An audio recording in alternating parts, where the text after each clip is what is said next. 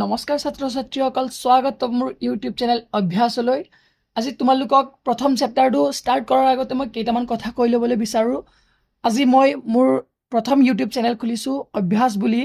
তোমালোকে চেনেলটো ছাবস্ক্ৰাইব কৰি দিবা, অলপ ছাপোৰ্ট কৰিবা। তোমালোকে টিউশ্যন নোলোৱাকৈ অংক পৰীক্ষাত কেনেকৈ তোমালোকে 50ৰ ভিতৰত 50 আনিব পাৰিবা সেইবিলাক মই শিকাম।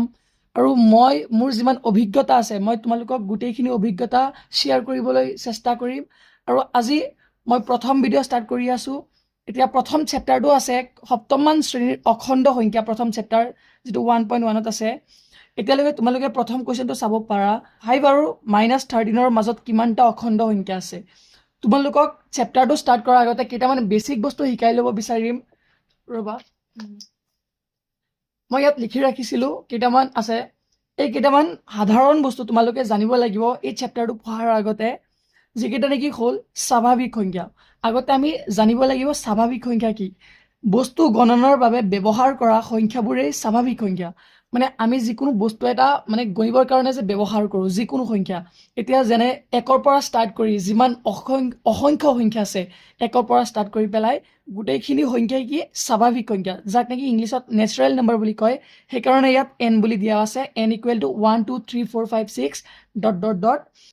আৰু নেক্সট আছে তোমালোকৰ পূৰ্ণ সংখ্যা। পূৰ্ণ সংখ্যা কি? শূন্য আৰু আটাইবোৰ স্বাভাৱিক সংখ্যা একেলগে পূৰ্ণ সংখ্যা বোলে। মানে 0ৰ পৰা ষ্টাৰ্ট কৰি পেলাই যিমানবোৰ সংখ্যা আছে, যিমান অসংখ্য সংখ্যা আছে ধনাত্মক, গোটেইখিনিয়ে কি পূৰ্ণ সংখ্যা। আৰু এটা আছে ইয়াত অখণ্ড সংখ্যা বুলি আছে। অখণ্ড সংখ্যা কাক বোলে? 0ৰ পৰা 0ৰ লগতে আটাইবোৰ স্বাভাৱিক সংখ্যা আৰু ইহঁতৰ বিয়োগাত্মক সংখ্যাবোৰক অখণ্ড সংখ্যা বোলে। মানে যিমান আছে, পৃথিৱীত যিমান নম্বৰ আছে, বিয়োগাত্মক হওক বা যোগাত্মক হওক বা শূন্যই হওক, গোটেইখিনি নম্বৰ একেলগে মিলাই কি হয় আমাৰ অখণ্ড সংখ্যা।